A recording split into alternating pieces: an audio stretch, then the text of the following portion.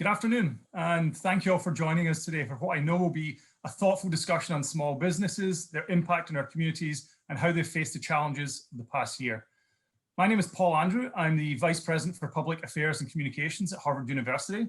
And our team at HPAC works closely with so many of you on a range of different projects and programs in Allston, Brighton, Cambridge, across Greater Boston and beyond. Some through the Harvard Allston Ed Portal, our workforce development programs and other community-sponsored events. And we're delighted to see you all and to bring everyone together for this conversation today. Thank you so much for joining us. A few items of business before we turn to our panel. First, this event is being recorded and will be posted on the Harvard local YouTube page in the coming days. We received a large number of advanced questions from many of you during registration. We have shared those with our moderator and we'll aim to get to as many of them as possible during the panel discussion. For those who are still interested in submitting a question, you may still do so by emailing thomas_mills@harvard.edu and we'll do our best to get to them. That's THOMAS_MILLS@harvard.edu. Lastly, I encourage you to visit community.harvard.edu to learn about upcoming programs and events such as the Monday Job Seekers Connect, a program which takes place each Monday to provide job seekers resources and a community of other job seekers to anyone who's interested. We have an exciting panel lined up, so I'll be brief in introducing today's participants, and I know you'll have the opportunity to hear from them and about them in the discussion ahead. Joseph Charles is the owner of Rock City Pizza in Allston and an active member of the Allston-Brighton neighborhood who serves as a mentor to young members of our community. David Marr is the president and CEO of the Cambridge Chamber of Commerce and an advocate for the businesses of Cambridge. He's a former member of the City Council and former mayor of Cambridge. Aidan McDonough is the executive director of Brighton Main Streets, where he works side by side with the businesses of the Brighton district to advocate for policies to help them thrive. And Rachel Miller-Munzer is the owner of restaurants State Park, Mamala's, and Vincents Corner Grocery, and co-founder of Big Dipper Hospitality, which was founded in Cambridge and is committed to healthy work experience and opportunities for advancement in the hospitality field.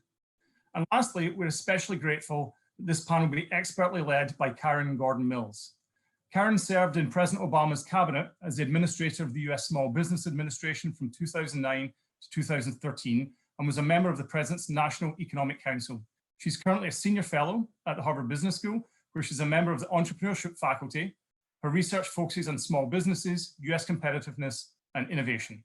She's also a longtime venture capitalist and private equity investor, having built companies that range from tech platforms to Annie's Mac and Cheese, for which my kids are eternally grateful, Karen. Thank you for that. Before I turn things over to Karen, I'm honored to introduce a special guest who will help us kick off this session, Congresswoman Ayanna Pressley.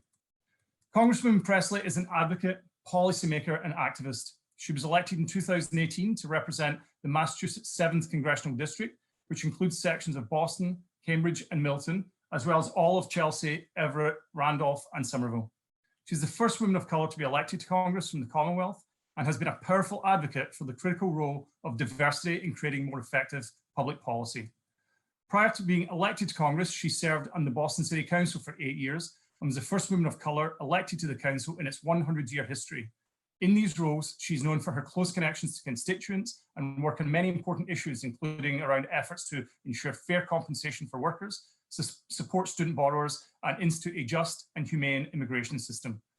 She's also been an advocate for small business. In May 2020, Congresswoman Pressley, along with then Senator Kamala Harris, introduced the Save Our Streets Act, legislation that provides federal support to micro businesses and historically underrepresented businesses, including minority-owned and veteran-owned business across the country, who have struggled during the COVID-19 crisis. The Congresswoman has also been a strong advocate for education in Congress, and we're grateful she has lent her time and expertise recently to many at Harvard, including at the Institute of Politics and the School of Education, and just this week, joined important conversations on ending racism in public health at the Harvard Chan School of Public Health, and gave a keynote address at the Black Policy Conference organized by students at the Harvard Kennedy School. Congresswoman, thank you for your work, your leadership, your engagement on critical issues, and thank you for joining us here today. Congresswoman Pressley, I'll turn it over to you. Thank you so very much. It's wonderful to be with you and to sit at this virtual table. I was enjoying our time in the green room immediately before, but I'm delighted to be with you to kick this off. I'm not going to keep you too long because you have such an impressive roster of policymaker advocates and entrepreneurs that you're going to hear from shortly. But again, I want to thank Harvard University for the invitation to join you for this conversation today. And just to kick it off, when I was running for Congress, I said if I was fortunate enough to have the humbling honor to represent the Massachusetts 7th in Congress, that I was not going alone, that I was bringing all of my district with me. And that is because I seek to cooperatively govern. I'm a firm believer that the people closest to the pain should be the closest to the power, driving and informing the policy making. It's how we better understand the complexity of the challenges, but where we develop the most innovative solutions. And then I can in turn practice what is my love language, which is policy, and ensure that that policy is responsive. So when it comes to being closest to the pain, our small businesses certainly have been, weathering a storm of unprecedented, really a tsunami of hurt, a global pandemic and the economic hardship that it has wrought. So our small businesses have been destabilized and have been devastated. And we know that for every business that is shuttered or worker laid off, the ripple effects destabilize our families and our communities. And we've heard from small business owners across the 7th congressional district asking for tangible support that truly meets the scale and scope of this public health crisis and the economic hardship that it has wrought with it. The American Rescue Plan represents, I think, a bold and massive step forward to delivering real relief to working families and every person who calls this country home. I did want to highlight just one example of why policy solutions improve when lawmakers actively enlist and engage the expertise of those closest to the pain. I'll begin with the Paycheck Protection Program, which was allocated in the American Rescue Plan an additional $7 billion. Now, that investment is absolutely critical as we begin to accelerate the vaccination rate and to begin envisioning a return to a post-COVID economy. But just as critical are the changes to the program that Congress implemented between the CARES Act of March 2020 and today. Now, this is the part where I was lifting up how important it is to cooperatively govern, that I was bringing everyone along with me. After that first round of PPP really, showed just stark disparity in who was shovel ready to apply for these critical loans. And it wasn't, surprising. The pandemic has in every way laid bare and exacerbated longstanding inequities. And that was true when it came to accessing these desperately needed payroll protection loans as well. So my team and I reached out proactively to small business owners across the district, and we enlisted them in improving the program for the next rounds of funding. And we were able to create set-asides for micro businesses with 10 employees, nonprofits, and nearly half of the remaining funds in the program for those employers with less than 200 employees. That was an intervention and advocacy that was responsive to what I heard directly from small business owners. The other thing that we knew, and again, this had been true anecdotally pre-pandemic, but was certainly made clearer during the pandemic with that first round of PPP, is that most of our small businesses bank with community banks.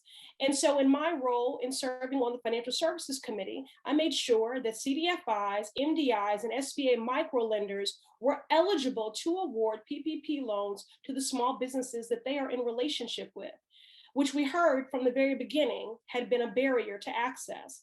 And I've been encouraged by the number of small businesses who I was visiting with throughout the Massachusetts 7th who were able to access PPP in that second round. And because of that, their businesses have been preserved. They did not have to lay off people. They've been able to keep the lights on. But at the end of the day, the goal here is not only for businesses to be preserved and to merely survive. We want them to thrive. We want our businesses and their employees to thrive. And it's incumbent upon us to create an ecosystem whereby that can be the case. And so we have to continue to fight for an equitable and just recovery. Not one that takes us back to a pre-COVID status quo normal, because again, as the pandemic has proven, there were already so many inequities and disparities and racial injustices that persisted. So we can't return to a pre-COVID status quo normal. This is the opportunity and the time for reconstruction, that we chart a brighter path forward, one that is more just and more equitable, one that centers the dignity of every member of our community, and we will do that together. So I'll turn it back now to the moderator for today's panel, Karen Gordon-Mills, and just end with one more note of gratitude for all the ways, large and small, throughout this pandemic that you have shown up with collective care and mutual aid.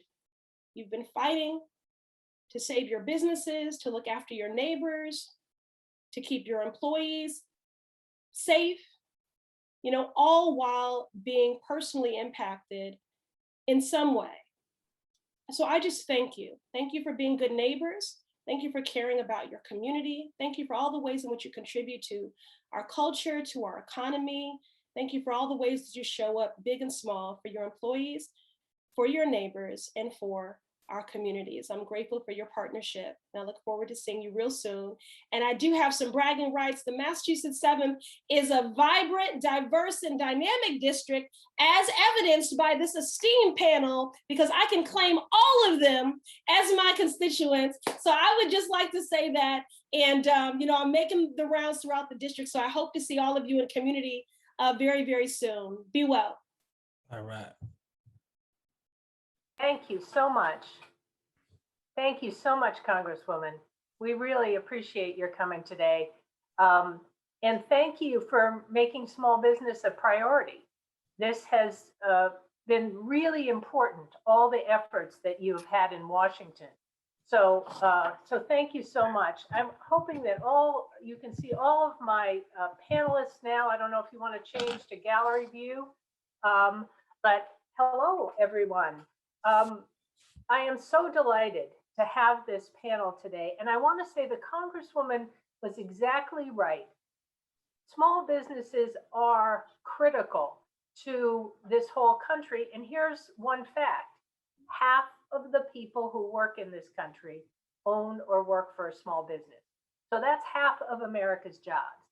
And it has been a challenging time. I do not have to tell all of you and all of those who are listening about this. I think it is the most challenging time for small business I've seen in my lifetime. And I thought it was pretty bad when I went to work for President Obama in 2009, and it was the Great Recession. But this is much worse. This is just much more difficult. And it's been particularly difficult, as you all know, and as the Congresswoman said, for minority-owned businesses, women-owned businesses. It has just, the data is pretty stark about who has been affected. But I'm hoping we will dwell on some more positive notes today as well. Maybe we're going to turn the corner. Maybe we're going from what I call survival to recovery, which does not mean we're out of the woods. It does not mean that, troubles have ended, but, it just has that sense that maybe we can look forward. I want to hear what you're thinking on that. So I'm going to ask each panelist, Rachel, I'm going to start with you, to just say a few words of introduction, but I want to ask you a question as this introduction. You have started so many businesses, and you're an entrepreneur through and through, but you're an innovator. So maybe you can share a couple of the stories about how you made it through this pandemic. How did you use innovation? What troubles did you face? And how did you pivot as an entrepreneur in a way that might be helpful to others who are listening? So Rachel, you started out, then Joseph, I'm going to come to you next. Perfect. Well, first of all, hello, and thank you so much for inviting me to be a part of this conversation. I think it's really important, and I'm excited to be here. So by way of quick introduction, I am a co-owner of 3 restaurant concepts in the Cambridge area, a Jewish deli, a bar, and a neighborhood bistro. So 3 very different places. And it's been a wild range of experiences over the past year. And in regards to your question, I think it's really important to first say that I am, we've called me the chief restaurant officer, but we're 7 partners that operate our restaurant group. And we really work together as a team to do all the things that we do. And I get to take credit because I wrangle everybody and keep our team together, but credit where credit is due. So over the past year, I think in terms of innovating, can you remind me the exact question that you were looking to? Well, I should have written it down. I want you to tell this story about how you changed a restaurant into a grocery. I mean, this is right. Okay. Amazing. And by the way, I just want to point out, I noticed that you are somewhere in the restaurant now, I think maybe, or you seem to be in the supply closet. I'm not 100% sure. This is Command Central, where all the magic happens. I was going to put a background, but then it made it looked like I had this weird aura. No, we want to see where you are. This is the reality of where I sit. This is actually a very luxurious restaurant office because it's in the basement, but there's some windows up here giving me natural light and all the things. So yeah, I mean, we've done, again, I said, we have 3 restaurant concepts, and we had to do a tremendous amount of innovating during the pandemic. So starting, yes, with Vincents Corner Grocery, we had a small fine dining French Canadian restaurant on a corner in Cambridge, in Kendall by the movie theater. And as soon as the pandemic hit, we shut down all 3 places. For us, it made the most sense to not do takeout immediately, and then we're actually still not doing any indoor dining. And so we had this little space on the corner, and Evan, one of my partners, came to us and he said, listen, I think I see this need, it's always been this little neighborhood spot that sort of served a need in the community in East Cambridge.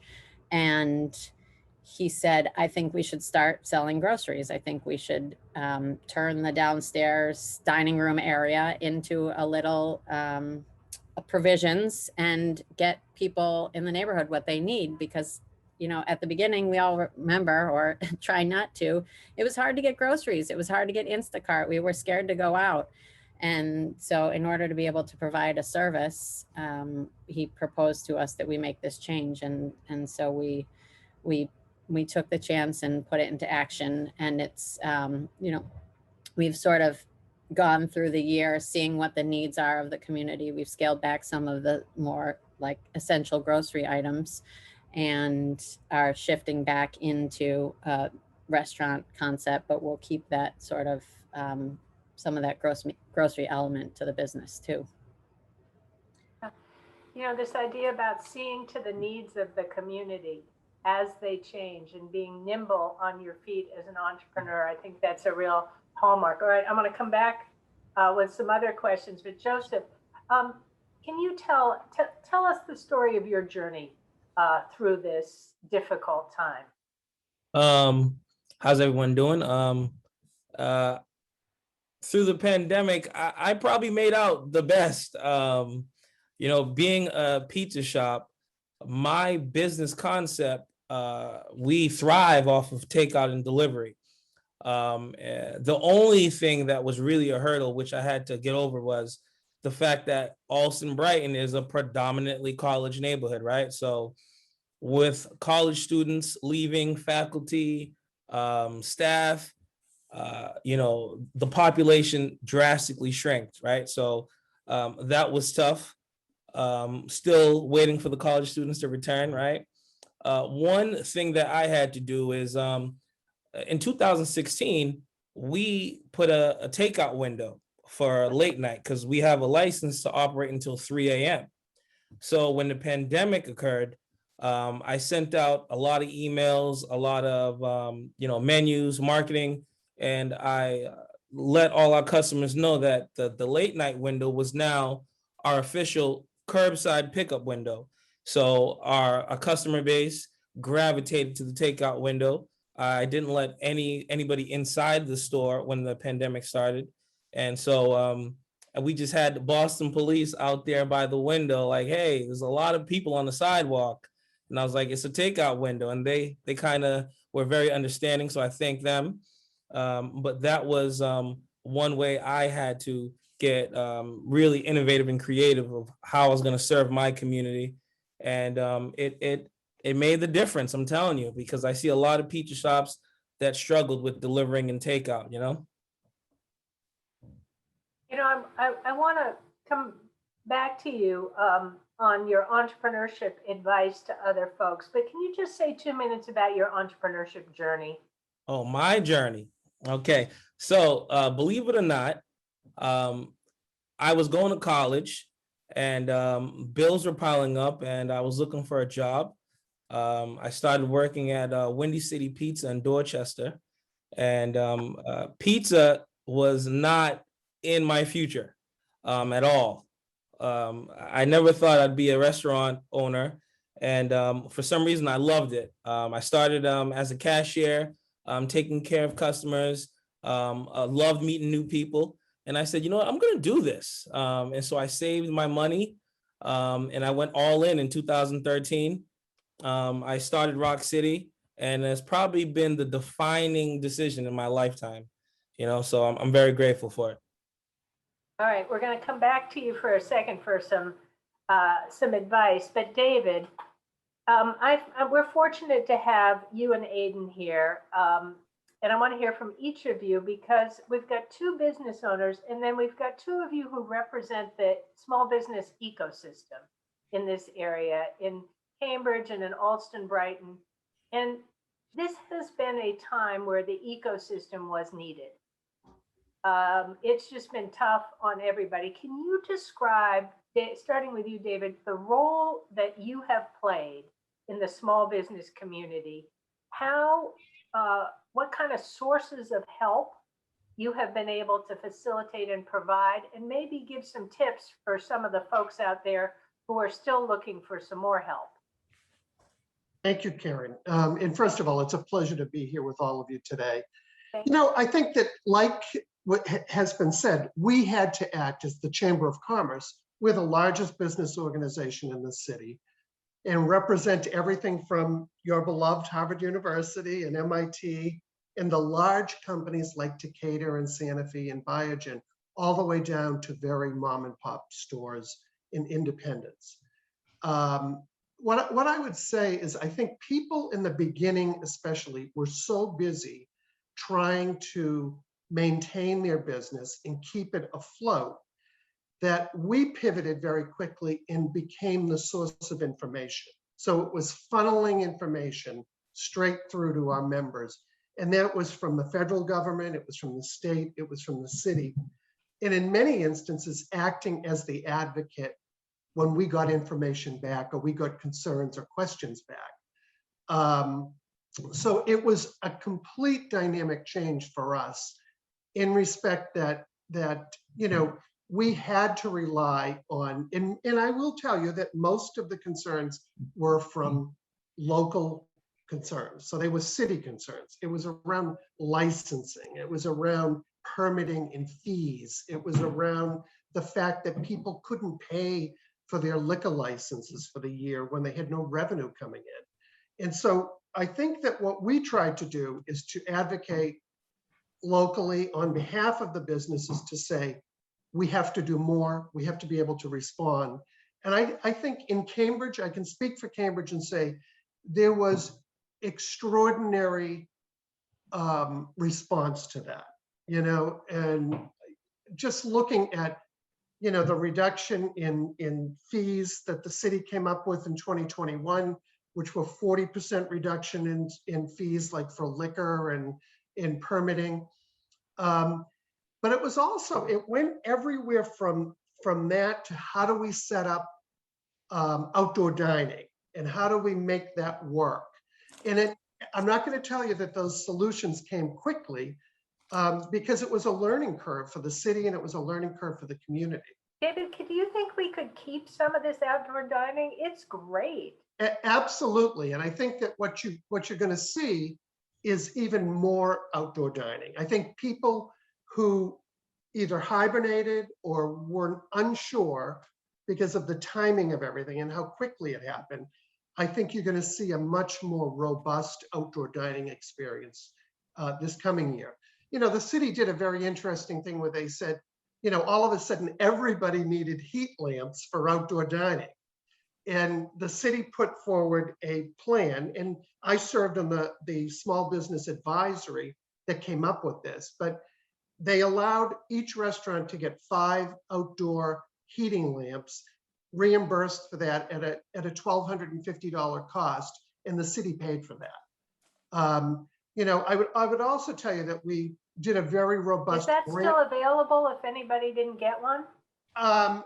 I believe that can still happen, but I will tell you that we widely advertised that. I think most everybody got their heat lamps, but we also went out, and a very interesting thing is that we raised a lot of money from private business, meaning larger businesses, to help their small business neighbors. And, you know, I was on the fundraising committee for the Mayor's Disaster Relief Fund, which we raised $5 million, and about 85% of that money came from business, not individuals, but business. And it allowed for $5,000 and $10,000 grants to be made to many small businesses, of which about 3/4 of them were businesses led by women or people of color. And so I think it really was a response that the city and the community had to be able to answer the pleas for help that we were feeling out there. Hayden, let me ask you the same. You're really close to the ground with these small business owners. What support have you been providing? What support do you wish you could be providing? And any tips for some folks out there?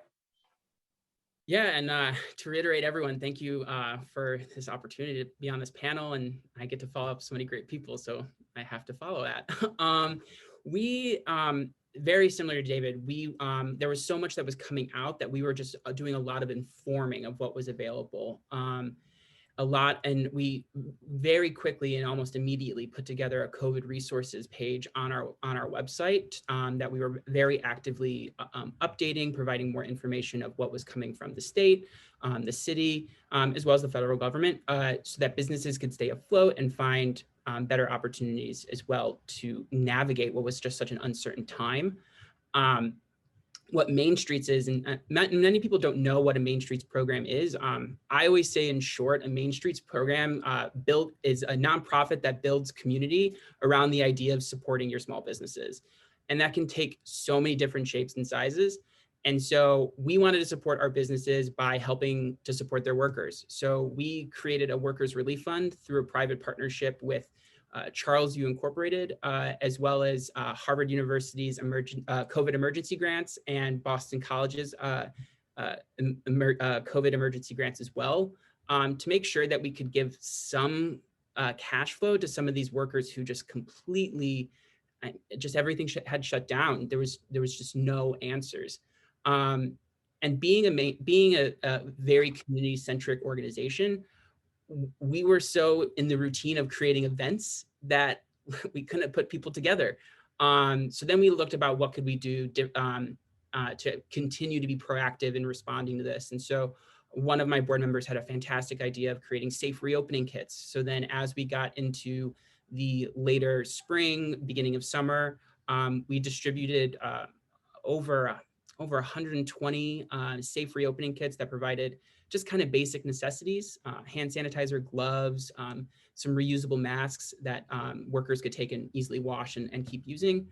And it was just trying to think more and more. We luck out in having the city of Boston as a partner. And so when the city of Boston was expanding outdoor dining, providing their own safe reopening fund to provide barriers, plastic barriers, face shields, masks, we put the word out there. And so just continued to amplify all these things that were available for all these businesses. Now, if I could wish for anything, it would be that we would have an endless amount of money to provide rent relief. We had so many businesses until this day saying how the rent is looking scarier and scarier each day. And if we could just figure out something to just provide that kind of cash flow, that would be my biggest wish. It's till this day something that many of our small business owners are concerned about. Yeah, we are not out of the woods yet. And I want to come back to this idea of what's yet to be done and what the message is. But I want to switch gears and ask a question that we got from the audience because I can't resist. And it doesn't have anything to do with the needs in the pandemic. This is really for Rachel and Joseph. So what advice do you have for an entrepreneur who is thinking about starting a business right now as we come out of this crisis? Would you say, no, don't do it, it's a mistake? So presume that it's an entrepreneur who might be starting a business, not like a high-tech business, but a business like yours. What do you say to these folks, Rachel and Joseph? And then the others can chime in. You want to go ahead? You do the honors. Go ahead. So I would say well, it depends on what the business is. When anybody asks me if they want to start a restaurant, I tell them don't do it. But right now, I think. Why do you tell them don't do it? Why, let's just go deeper on that. Oftentimes I find that the people that come asking that question are people that haven't maybe even worked in a restaurant before, and they look at it and think like, it's so dreamy. I am great at making this, and this, and I see a hole in the market for it. And I'd love to start my little restaurant and it'll be so fun. And my friends will come and I'll chit chat with them. And that's just not how it is, and especially when people are coming from, I'm thinking about quitting my job where I have a stable salary and I can buy groceries for my children without thinking about it. That's a pretty big shift. But I think right now in starting a business, I'm a firm believer in, calculated risk, I would say. And I think really right now is probably a good time to take that calculated risk. I think there's so much, there's just so much movement right now. Then there's so much uncertainty that it feels like there's also so much support just in general from the community that people are just there and ready and sort of ready to be supportive, ready to see what's coming next. And I don't know, I kind of feel like no time like the present. We don't know what tomorrow's gonna bring. What? I got the chills. That's like so positive that the community is there even after this sort of dark and dismal time. Joseph, do you agree? What do you think? I I agree with her 100% on both ends. We're both in the hospitality business, right?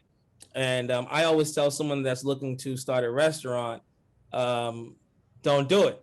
That's that is my response. And then when I think about it, there is no better time to start a restaurant if you are great at strategic planning, right? I think right now you have to look at your lease, right? I mean, we just talked about rent, right? I think if you go into a restaurant right now, there are plenty of opportunity, right? And I'll give you an example, right? I just bought another place last month, right? I'm looking to purchase the real estate, so I don't want to deal with the landlord, right? So I think there's a lot of opportunity, especially the commercial industry, right? Commercial has been, I think, in my opinion, affected more than residential during the pandemic. You got a lot of people not paying their rent. You got landlords who probably over leveraged, don't have any income, and they're like, you know what, let me just dump this property. If you can buy the property and if you can absorb the cost, why not? Right. So I think there's great programs. The SBA will help, right? Especially right now, you got low interest rates on commercial property, 504 program. There's plenty of programs to help you. You got to think long term, and you got to have the stomach for the risk. Yeah. You know, Joseph, thank you for mentioning the SBA. Of course, I'm not there anymore, but I did spend quite a bit of time with Congress in this winter, getting past something that we did back in 2009, which is raising the SBA guarantees to 90%. So the bank only has to take 10% of the risk. There is no time like the present to go for an SBA loan because, as you said, the interest rates are low and maybe there's opportunity. So that's most encouraging. I'm smiling because, boy, that's an optimistic view, and congratulations on the new place. Aiden and David, do you want to jump in on that? I'm sure you're hoping more entrepreneurs will take on this moment. I would just add that I think that, you know, and it's kind of been said, I think that vacancies right now, there are a number of vacancies. And so there's opportunity with vacancies. Rents have come down a little bit, and that's a good thing. And I think I do think that as you look at what the variables are as we go forward, I mean, Rachel knows this from working in Kendall Square. If you walk around Kendall Square right now, you don't see a lot of foot traffic because the larger companies are not back at work. If everything goes the way it looks like it's going, I think we're looking for a very good next 6 months, in 2022 being a banner year. And I think we're all knocking on wood when we say that, hoping that we're right about this. But I think there's probably great opportunity in the next 18 months. Let me ask Aiden a question that came in from one of our audience members from Peru. Yeah, I don't know if they're live from Peru, but hello to Daniela.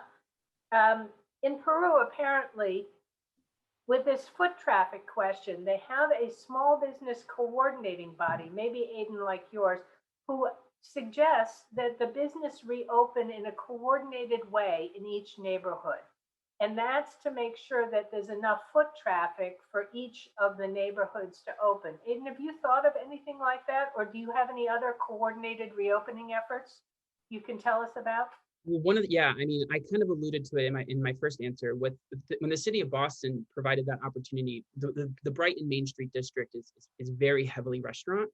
And so wanting to get that foot traffic back out there and being so predominantly restaurant, we wanted to make sure that some of these several great places to eat like leaned into that and took over a parking space where they could put a few extra tables or acquire even if they had more private space on their land that they could to transform that as well. And so once we had a lot of these businesses start to move through that route, you got to see that traffic come back. We also have a lot of takeout places. So people, once there was warm weather, were coming in and out and then seeing some of these restaurants that had changed their model, and were almost like you could see people making a note of, oh, I got to go there. They have outdoor dining. And now this year we have more restaurants that are interested in outdoor dining.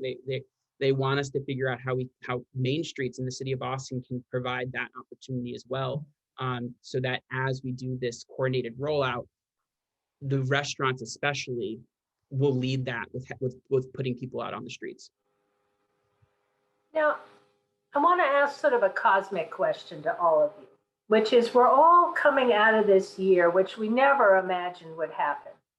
And some things are going to go back to the way they were, and some things are going to sort of change forever. You all have done a lot of innovative, you're pretty creative people. What are you seeing in terms of the innovations that you'd like to see change forever? And how can we almost take advantage of this moment? I'll tell you one that I think of.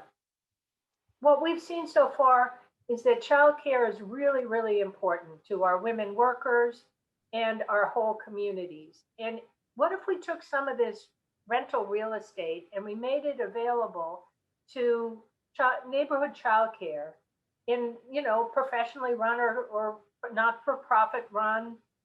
Couldn't that make people who are working in that building or living in that building more eager to come and pay the rent?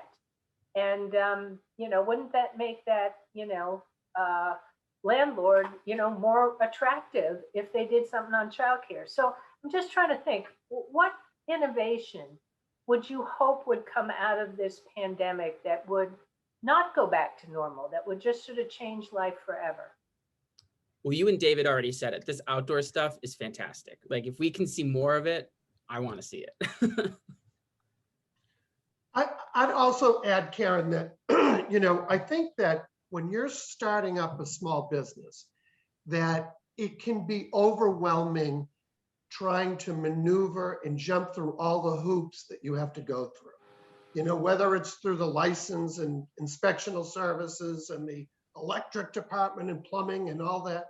I think through the pandemic, one thing that I've seen is much more of a coordinated concierge type delivery. And that's something that I'm hoping we can see in the future. That, if you think about it for a minute, so many small businesses are immigrant folks that are starting and putting their life savings into. And isn't it a positive thing if the community, and I mean the city or the municipality, kind of holds their hand as they go through the process to help them make the business a success? And I think that that's one thing that I am hopeful we see. Instead of waiting, somebody might say, well, I didn't realize. I've run into people that had, and this was, I think it was Aiden just mentioned this, but some people don't know that they have to have somebody that has a background look at a lease to make sure that they're not stuck in a lease that's going to put a noose around their neck forever. And, and sometimes it's as simple as that. And I just think there's almost a checklist that could happen and have somebody help somebody through the process. Great idea. Rachel, Joseph? Yeah, I think I agree with that very much. It's funny because I wrote on my notes that we need more from earlier when I was preparing this. I actually wrote, need more hand holding and grassroots efforts with government support. Yeah. Those were my exact notes. So I think that's starting to happen, but we need to see more of that. I think also, just speaking to what David's saying, is from the business owner's perspective, especially in Massachusetts, where it's going to vary city by city, but where we're so strict about some things, particularly around liquor licensing and things like that. I think and the outdoor dining, all that stuff, I feel like we were, forced to kind of make these changes that were going to help businesses streamline things, move things faster, give more privileges, whatever it is.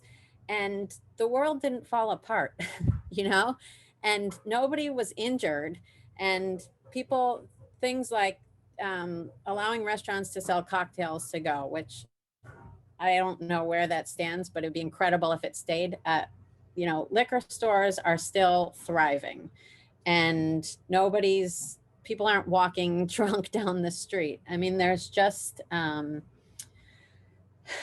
just hope that some of this red tape really gets streamlined, and we look at focus our energies in other ways. I agree. Go ahead, Joseph. Yeah. I think this pandemic has made us think more, not only get creative, but our approach to helping one another has changed drastically. All right. Like, restaurants have become groceries. I mean, whatever it takes to take care of the community, right? I once read, if you take care of the community will take care of you. And I think during this pandemic, it's forced us to think of our neighbor. A lot of people, a lot of business people, a lot of people who are working in a corporate setting are getting to spend 2 hours more at home because they're not stuck in traffic for 2 hours, right? I mean, it's possible. I get to see my wife more, right? Because she's home, right? Like things like that. I think, it's forcing us to think, and hopefully we won't go back to pre-pandemic ways. Yeah, I know some of that, rush hour traffic, we can do without and have that, that time to come down into the neighborhood. Now, just on that point, Joseph, I want to come back to your new place. And I have another question here, which applies exactly to you. How has the pandemic changed your mindset as you plan for your business in the future? And what's your business going to look like, that's different moving forward? So are you making a different plan, or are you going to do things just the way you did in the new place? I think I'm going to be a little bit more aggressive. More aggressive? Yes, I think when I got into business at 25, and I had nothing to lose, yet I tried things out slowly. And, owning and operating Rock City taught me to fail faster, right? So try to get things done, have a sense of urgency, attack things. Don't wait for things to come to you, go to things. So it's another pizza shop. I'm not gonna lease, I'm gonna own the property, I'm gonna own the land. So it gives me more flexibility, gives me more freedom, and hopefully that will be my retirement, Anyone else want to jump in about sort of how your mindset has changed for the future? I mean, I think, oh, go ahead. Yes, go ahead, Rachel. I think, so we're actually also opening a new business. See? Yeah. I think it's just in general in the restaurant industry, there's been a need for, some people call it a reckoning, or just a real change in the way that restaurants operate. And we're really embracing that change right now across our businesses, and trying to work towards better wages, more equity in between the front and back of the house, hopefully sharing tips between the front and the back of the house, and just some of these real core negative issues that have been growing for years in the restaurant business. This is allowing restaurants in general just to sort of split it open and say, now is the time. It's, it's not dissimilar from why I would tell somebody with an entrepreneurial spirit to maybe now's the time to start it, because what do we have to lose? we're not gonna go back to the way things were, and it can't be any worse. So let's just keep working really hard right now to make it better. I love the idea that you're changing, that you're working really hard on some of these systemic issues about getting workers. One thing I see about small businesses is their workforce is like family. Yes. Of course they want to provide health care. Of course they want to provide a living wage. How do we make that work for our small business owners? That's a big priority. If we're going to have a vibrant small business part of our economy, those workers have to have health care. They have to have a wage that they can make a living on. Sorry, Aiden. I'm sorry. No. As a Main Street organization, I kind of referred to it. We were doing so many events when I first started, and thinking, how can we continue to drive foot traffic? I mean, that's one of the biggest fundamentals of a Main Street, is when you're building community, you're putting people in the Main Street district. So we really took a turn in thinking about what we could do, and we started to do a lot of design work. So we're in the process of finding, and we're in the application phase still, but we're looking to hire an artist to do a mural at St. Elizabeth's Hospital here in Brighton. We're also collaborating with the city of Boston to create a tactical plaza, which, if no one knows what that means, it's just basically this giant public space where people sit and gather. No one single business owns it. It's free to use for anyone. And we're really hoping to see that that is a success. It will be piloted. It's not going to be a complete change. But then, as well as just thinking too, like beautification, like just basic planting flowers, signage, things that just really create a vibrant area that people think is attractive and they want to go and be in. And so we're taking a huge dive into figuring out how we can bring people back outside and stay again in the Main Street District. Rachel, you wanted to jump back in. I was just going to say, in terms of sort of tying together what you said and something David said before, is that we really do all want these things like healthcare and higher wages for our employees. And I think what struck me was David said, and how wonderful it was that they, he got a lot of big businesses together to raise $5 million, which is absolutely incredible.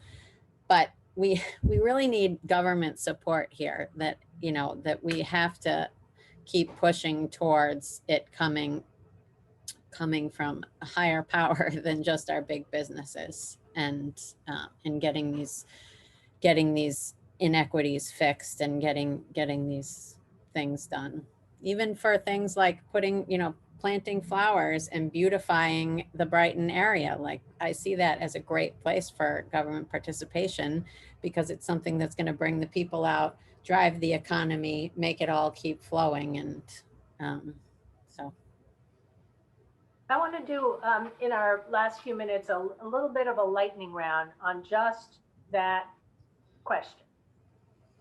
And so I want each of you to think of something that you would wish for. So I'm going to grant you all a wish, and you can send that wish to your customers. You can send that wish to your colleagues, and you can send it to government, and you have to say whether it's the mayor or the, congresswoman or whoever, or, your choice. So what would you wish for that would better this community, your business, and the community of small business owners and employees? And I have one that I talk about, as a tangible thing. And it really, Aiden, it comes right down to your and David's thing. I would wish for a program to be included in this next, so I'm going to send my wish to Joe Biden, and who I know is a very big fan of small businesses, because I had the great honor of doing a lot of small business things with him. And what I would say is, I want a program that we're going to call Restart America. And I want it to be grants of $10,000 for new entrepreneurs to start a business in some empty storefront somewhere on, I'll call it Main Street, but it might be, a different street. And I want that to be granted in a competition run by a local group, like Brighton Main Street, like David's group, because I think the judging should take place on the local level. Now, I'm not sure, you guys can advise me if $10,000 is the right number to just give somebody enough incentive to kind of clean up the leasehold. But I think we don't need empty storefronts. I saw how slow the recovery was. We need our entrepreneurs to feel optimistic the way you described, but we also need to give them a little bit of juice. So that's my wish. Hopefully somebody is granting wishes today, but I want to hear everybody's wish in a lightning round here. All right, Joseph, cold call you. Go for it. All right. So I think I am going to tap Joe Biden on the shoulder as well. I'm right there with Rachel. I think the government has a great opportunity to create policies that will not only allow them to participate in the community, but help small business. So my wish is that Joe Biden and government will create a cap on third-party third parties like Grubhub, DoorDash, Uber Eats, because they take 30% from the local restaurants and the small business. And I don't know where that is fair at all. You're taking a job away from somebody. I mean, our food cost is already high as it is. How can we make profit with paying Grubhub 30%? Right? You know, but this is a good point. All right, David, go for it. I guess my wish would be that local consumers and I mean residents and workers would give small business a shot and don't be so quick to call Amazon. I think we have got to get back to supporting local small businesses. You might pay a little bit more, but it's worth it in the long run to enrich the entire community. Yeah, I agree with that. And all of the women-owned businesses and minority-owned small businesses, that doing a little bit more contracting with that wouldn't be such a bad idea either. All right, Aiden, you're next. Well, I have to say, before I get into my wish, Joseph, your online ordering system is fantastic. I think I order from Rock City like once a week. So All right. You don't need Grubhub. Oh yeah, my guy. But I would say if I had a wish, and I'm the Main Streets guy, and so it always goes back to wanting that there's more funding for Main Streets. I'm one of 20 Main Street districts in the city of Boston, and we're all one-person shows. Like, we're the only people in the organization who are a paid employee, and we have all of our boards are volunteer. Yep. And we put in so much work, and I think if there was just more funding for us to expand the team so that we can provide more one-on-one conversation, more reoccurring checking in, think more innovatively and strategically, and how we can really continue to expand to be a vibrant and impressive and successful Main Street district. The basic wish would just be more funding for Main Street districts. Rachel, you get the last word here. I think I'm going to go back to David and my idea about more funding. We all want money, obviously. It all comes down to getting money from the government. I think for more, and also, tying back to what Congresswoman Pressley was saying, just more funding for equity for businesses and employees, and for, I think it needs to be in the form of a grassroots effort. And I think that's what, I think there's a tremendous amount of effort being made. And I think I agree with her that there are some really good policies that came the second time around with the America, Recovery Act. But I still see I think about, we've gotten PPP loans, we've gotten EIDL loans, we've gotten, we've done a lot and taken advantage over the last year of everything that's been put in front of us. And I feel it's taken a lot of work, and I feel very fortunate that we have received this.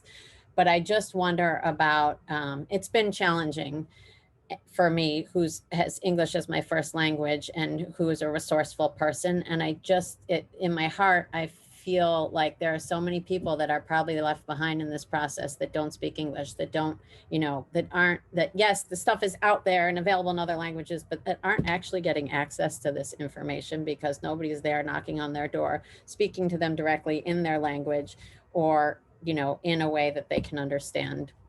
And it travels to, I'm seeing this real disparity right now with the vaccines and challenges that we're facing, convincing people in our community and our work community to get vaccinated.